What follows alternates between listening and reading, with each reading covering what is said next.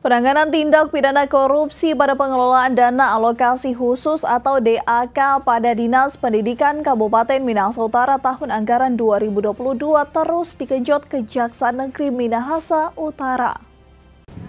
Kerja keras dan keseriusan Kejari Minot dalam menangani dugaan korupsi dana alokasi khusus pada Dinas Pendidikan Kabupaten Minahasa Utara tahun anggaran 2022. Di mana puluhan saksi sudah diperiksa pihak Kejaksaan. Perkembangan penyidikan perkara DAK tahun 2022 telah memasuki tahapan permohonan perhitungan kerugian negara. Serta bersama ahli teknik pihak Baju Coklat sudah lebih 50% sekolah dilakukan pemeriksaan. Kasipitsus Kejari Minahasa Utara Wilke Rabeta menjelaskan, pihaknya tidak diam dan terus melakukan penyidikan terkait perkara tersebut.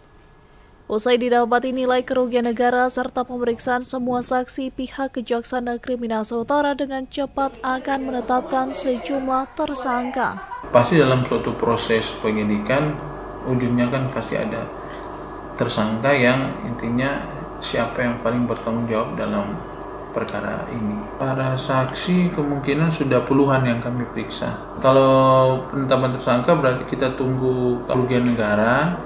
Kemudian sudah kami periksa semua saksi, kita akan ambil kesimpulan untuk segera kami tetapkan tersangka, seperti itu. Diketahui pagu dana alokasi khusus atau DAK tahun 2022 pada Dinas Pendidikan Kabupaten Minut berbandrol 27 miliar. Dugaan penyimpangan dan kerugian negara pada pengelolaan DAK 2022 hingga saat ini masih terus didalami oleh pihak Kejaksaan Negeri Minahasa Utara.